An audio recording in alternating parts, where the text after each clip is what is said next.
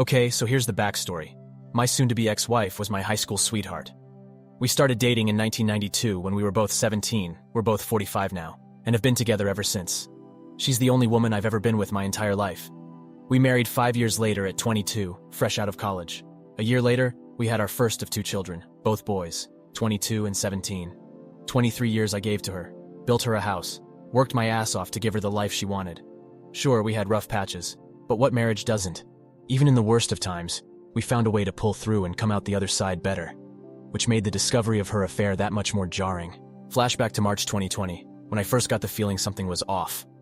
For a good 2 months prior, we were in a funk. I was on the mend from reconstructive knee surgery, blew out my ACL in fall of 2019, but still lacking in movement. At the time, I only had about 55% range of motion on my knee. This took a toll on quite a lot in the house. I was out on workers' comp, as I had been injured on the job, and I was unable to do my usual household duties, so a lot got backed up. My sons would do what they could, but tasks only I was capable of doing had to be put on the back burner, or my wife had to do, which she wasn't pleased with. Things also crawled to a standstill in the bedroom between us. It had already slowed down prior to my injury, but in the state I was in at the time, it completely stopped. During these months, she, we'll call her Sue, was spending more time hanging with coworkers after work. Between November 2019 to March 2020, it was a regular occurrence for her.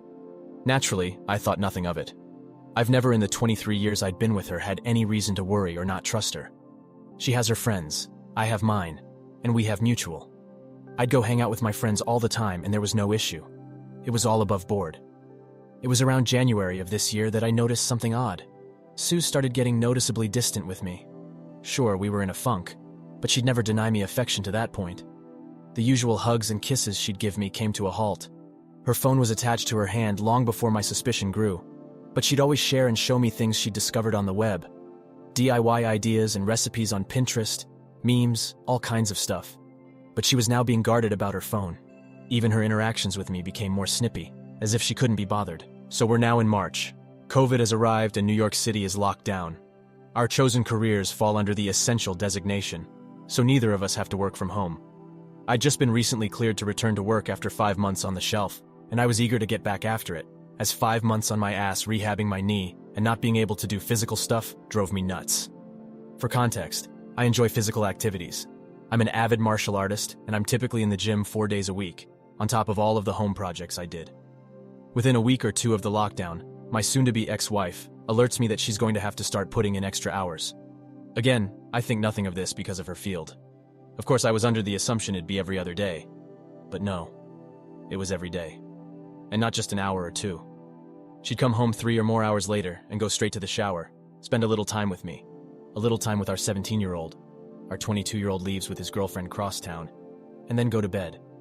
As I'm able to support myself on my knee better, we started getting intimate again, but as you'd probably guess, she wasn't mentally or emotionally present for it, which I noticed quickly. So by early April, the picture started getting clearer to me. All of the signs were pointing to the idea that she was having an affair. That's when I decided I needed to find answers. So I scoured the internet on things I should be looking for. Signs of infidelity in one's partner, and sure enough, she was pretty much ticking all of the boxes on such behavior. So then my search inquiry advanced to how do I find proof? I started with her social media. Looking at her Facebook entries from months prior, it's pretty much the usual. Pictures of us and our sons, pictures with her and her friends, and more than a few pictures of her nights out with coworkers. In these pictures, it's a mixed bag of her closet's friends from work, and a couple folk I've never met from her work. But I see one recurring thing in a number of these pics. One guy. In every picture he's in, he's rather uncomfortably close to her. His arm is around her shoulder, or his hand on her lower back. Way to close for a guy I've never personally met. Needless to say, that put a sour taste in my mouth. But that wasn't the worst of it. No. The worst was the fact that apparently this dude is a friend of hers on Facebook and follows her on Instagram. So I go to look up his Facebook account, and wouldn't you know it, I'm blocked. Why the hell am I blocked from seeing this guy's Facebook account? But he's friends with her on Facebook. Yep, now I'm in Batman detective mode. At that point, I wasn't even trying to deny it. I knew she was cheating on me with this guy. My mission was to find out for how long. And over the course of April and May, that's what I did. You know, I never had any clue the depth of info you could secure from phone, text, and email records up until then. We have a family plan cell phone package, and I was able to pull up quite a bit of data.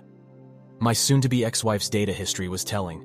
The two most frequent numbers she had interacted with from October 2019 to April 2020 was my own and a number I'd never seen before. Take a wild guess whose number it was? A quick check on Google, and I confirmed it was the dude from the photos who blocked me on Facebook. We'll call him POS, because that's what he is. Again, the picture becomes even clearer at this point, but a lot of their messages and texts were disjointed, which meant she was deleting a lot of them. I knew she was cheating on me with this guy, but nothing in the data could serve as a smoking gun. I needed more evidence. It's at this point that I tell my best friend Oz what I had found. He asked me did I confront her with what I had, and I said no because I felt like it wasn't enough. That's when he told me about an app that I could download to apparently spy on her communications in real time. I won't say the name as I don't know the rules on that here. I got it installed, sync up my data plan, and waited. Within days of doing so, I finally saw it. A text string between the two of them, talking about how much fun they'd had the previous night, and making plans to do it again that weekend. Boom. Gut punch. To say I was completely devastated was an understatement. I guess that moment counts as my D-Day, and for the next 2 days after, I was just broken. I actively distanced myself from her those 2 days immediately after D-Day, which she was noticeably shaken by.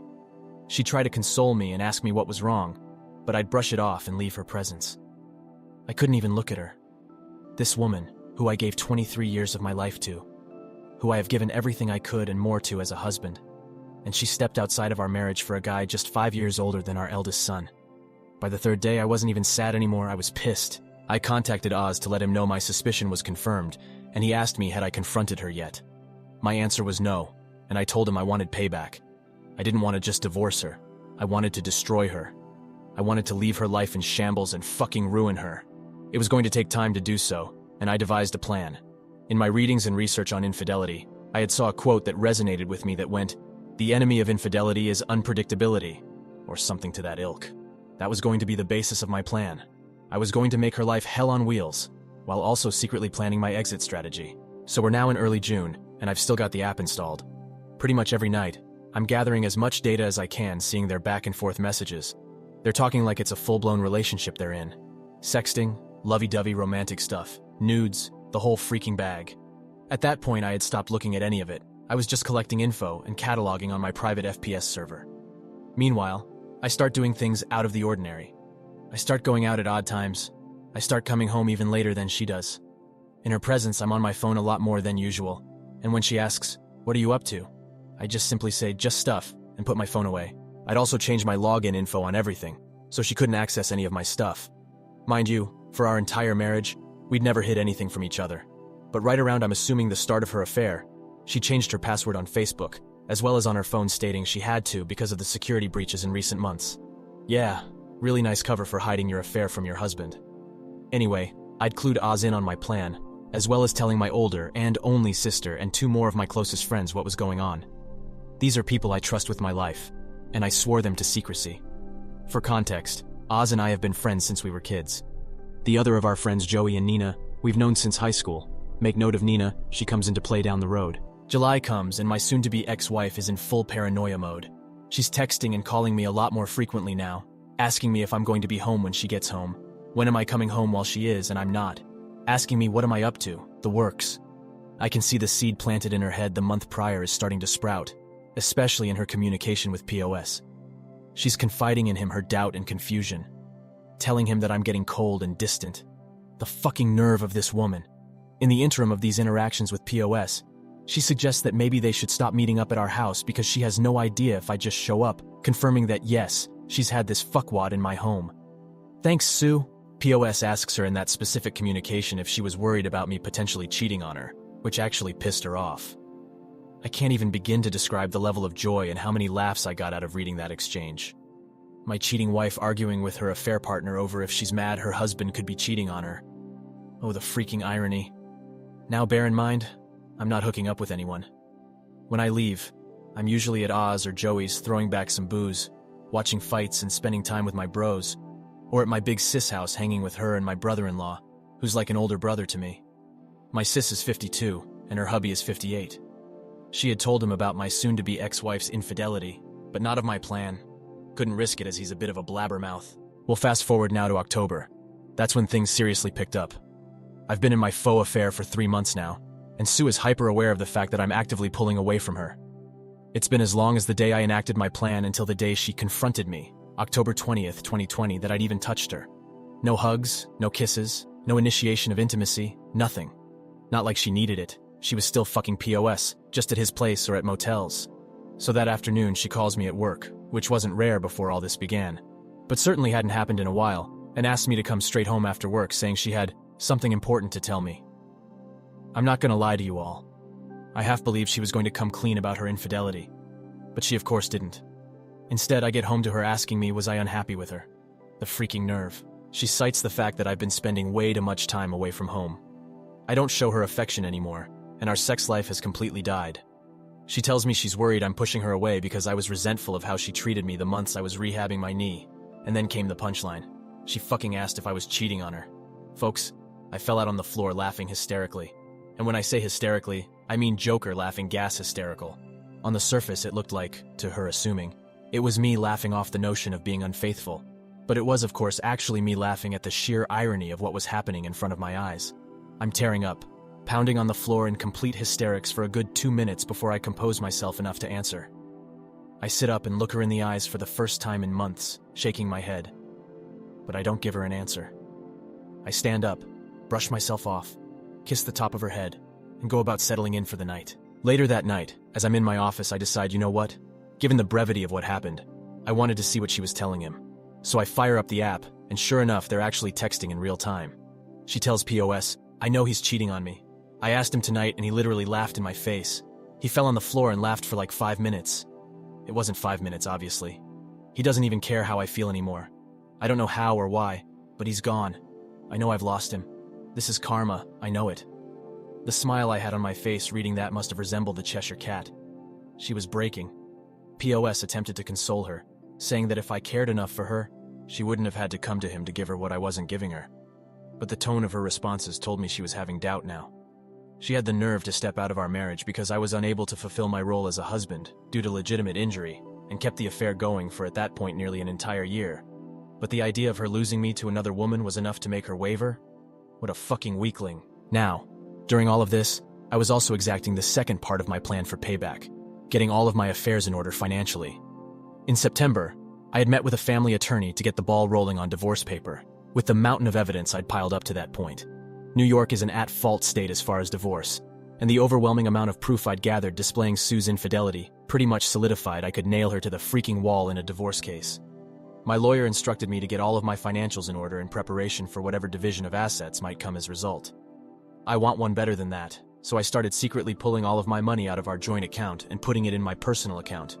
I also started shopping around for an apartment as part of Phase 2. We're now in November, and I've not changed my behavior. In fact, I've ramped it up. This is where my friend Nina comes into play. For context, Nina and Sue have never been what you call close. I met Nina freshman year of high school 2 years before I met Sue. Even way back then, Sue has seen Nina as a threat, as she's my closest female friend. There's always been an implied, I don't trust her from Sue regarding Nina. She's never addressed it directly, but it's obvious to anyone who pays attention. Conversely, Nina's never been a big fan of Sue. Early in me and Sue's relationship, Nina called to attention to me how Sue was pretty much imposing herself into our little square of friends, whereas I didn't do the same with Sue's set of friends. That irked Nina because she knew why Sue was doing it. Her. Among Sue's circle even now, there are no male friends, aside from POS. Whereas Nina is the only girl in my square. Nina had been stuck overseas due to the virus and finally returned to NYC November 3rd. Oz, Joey, and I decided we were going to celebrate her return with a night at Joey's house for dinner and drinks. There was only 5 of us, Oz, Joey, Joey's wife, who is also Nina's sister, Nina, and myself. Sticking to CDC guidelines, we take the corona very seriously. Nina, being the evil mastermind she is, comes up with an evil idea to trigger Sue. She suggested we take some photos in the same vein of the photos I discovered of Sue and POS months prior, and post them to my Facebook. And that's just what we did. It wasn't until the 5th that Sue got wind of it, as I'm guessing a few friends noticed my updates and saw how uncomfortably close I was with Nina. This really fucked her mind up, because she still believed I was cheating, and I can almost guarantee she wanted to accuse Nina, but she knew that Nina had been stuck in Europe for the majority of the year. Still didn't stop her from attempting to dress me down that night for being so, as she said, handsy in the pics. I saw this as a golden opportunity to deliver the lead jab for my knockout blow. I say, So what about the pics with you and POS from last year? He was pretty handsy in them. But did you see me get bent out of shape over it? Deer in headlights. It was the first time I even mentioned the dude's name throughout all of this. The hamster wheel in her head started reeling in real time as she tried to explain away those pics. To that point, she hadn't even known I saw them. That's how little I use Facebook. When I actually do post something, it's like an event to people, which is why the pics with Nina specifically got so much traction among our circles. And explain away she did. He's that way with everyone. He's just a really friendly guy. I can see how it looks, but there's nothing there. I'm sorry if those pics hurt you. I'll delete them. No. The pics aren't what hurt me. The year you've been fucking the dude whilst lying to me that you're working extra hours and hanging with friends is what hurt me. But vengeance, as Lieutenant Commander Worf from Star Trek so famously said, is a dish best served cold. From that night, Sue was being extra specially clingy and attentive to me. Like, annoyingly so. She's tried to initiate affection and intimacy with me, and I'd stonewall her at every chance. All the while, I'm still archiving everything she's saying to POS. Mind you, by this point, I'd long since gone numb. Any desire I might have had to save my marriage was dead. I checked out the day I enacted the first phase of my plan. She's confiding in him that I've gotten worse, that she doesn't know what to do, and she feels like I absolutely hate her. I do. Then comes the bombshell. She says she can't see him anymore. The guilt is too much for her, and she feels like karma is suffocating her. She can't risk losing me. She says that she loves POS deeply, but she's still in love with me, and she has to save her marriage before she loses me. No, my dear, you're about 8 months too late for that. POS loses his shit, saying such lovely things as, he doesn't love you the way I love you, and, you're making a mistake, you can't just throw me away like this. That text chain would be the last they'd have until about 3 weeks ago. Throughout the remainder of November into December, Sue is stuck in limbo. She's trying to gauge where my headspace is, and is still unable to tell if I'm actually being unfaithful. Meanwhile, POS is steadily blowing her phone up daily, but she's not responding to him. I'd see her check her phone often, then quickly put it away. Meanwhile, Phase 2 of the plan was now officially complete. The divorce papers were done. I'd found me a studio apartment in Co-op City, New Yorkers will know the area, and signed a 2-year lease on it. All of my money was in my personal account. I was ready to throw my haymaker. So we're now at Thanksgiving. My oldest and his girlfriend were hosting a small gathering of our immediate families. So them, oldest and his GF, oldest's GF's parents, she's an only child, myself, Sue and our youngest, we have a great night. My oldest's GF is studying to be a chef, and she did all the cooking herself. The girl can freaking cook, let me tell ya. As I had to keep up appearances of nothing being wrong between Sue and I initiated affection with her several times that evening. Kisses on the cheek, cute little hugs, wrapping my arms around her shoulders from behind.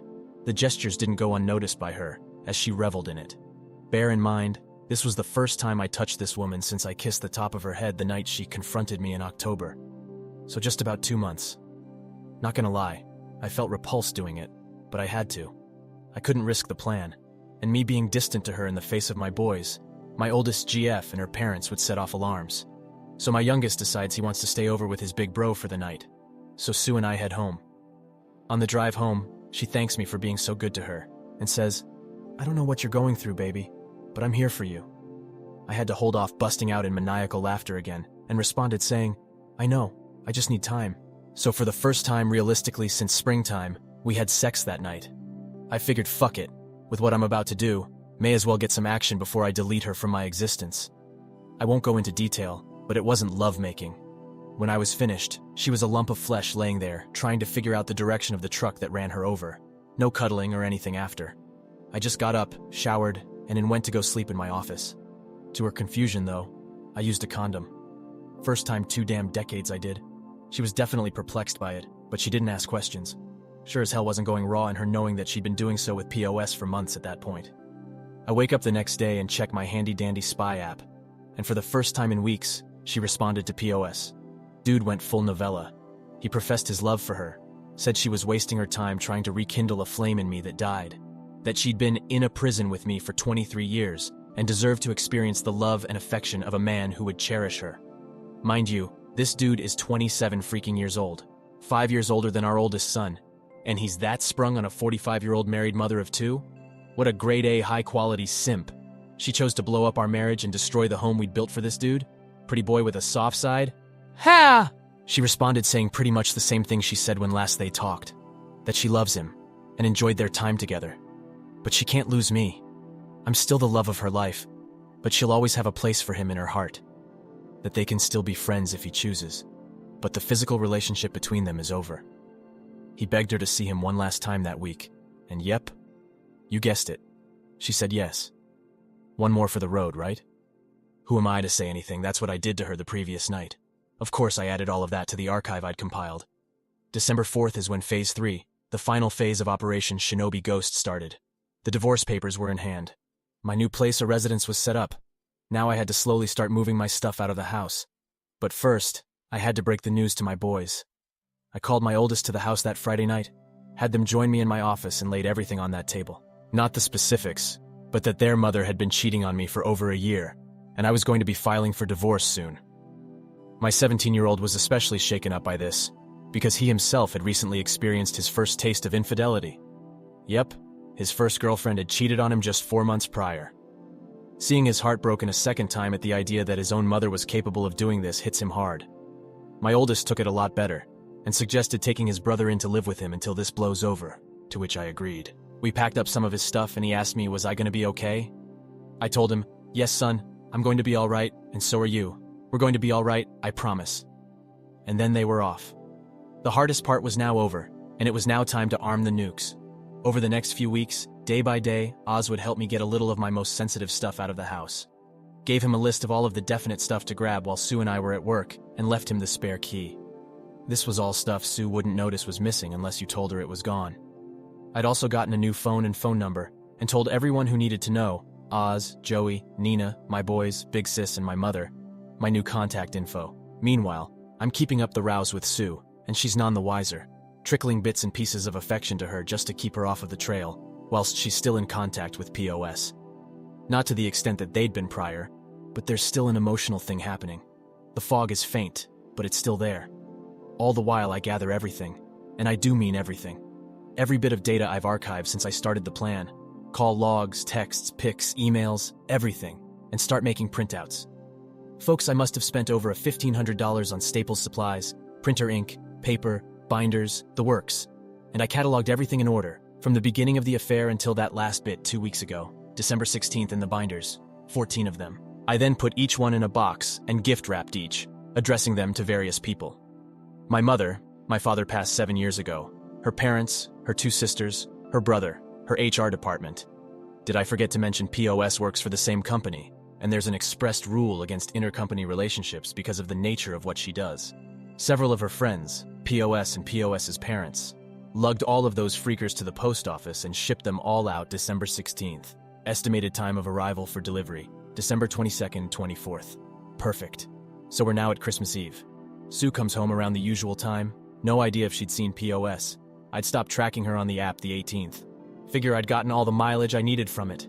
As per usual, she showers, hangs out with me a bit. I blow her back out on the living room couch. I know, I'm a freaking a-hole. And she turns in for the night. The final phase was upon me at long last. The nuke I'd been arming since June was finally about to be launched.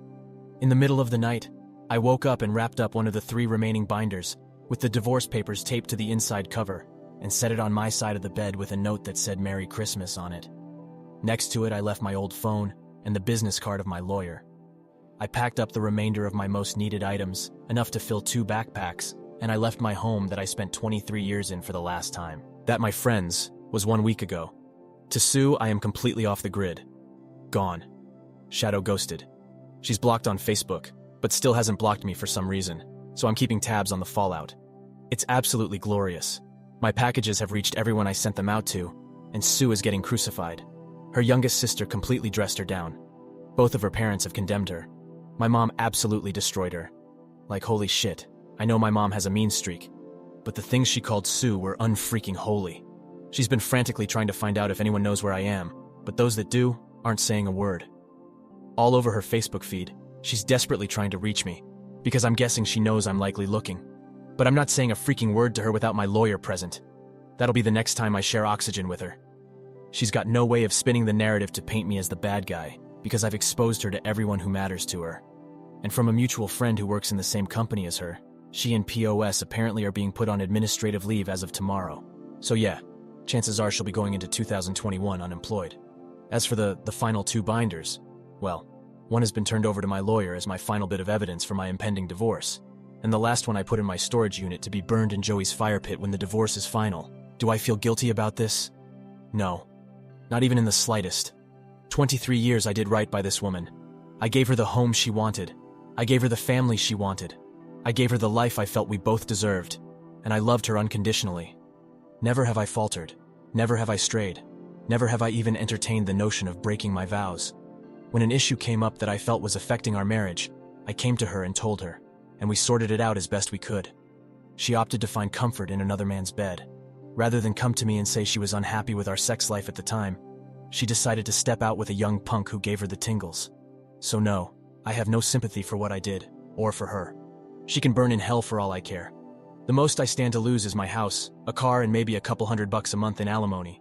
But seeing as the divorce is filed under the statute of adultery and NYS is at fault, that might get waived with the insurmountable amount of evidence I've provided. As far as I'm concerned, she's dead to me and I'm never looking back. Now for the top comments. A dish is best served cold, but this dish is fucking freezing. Congrats, dude. This was a good read.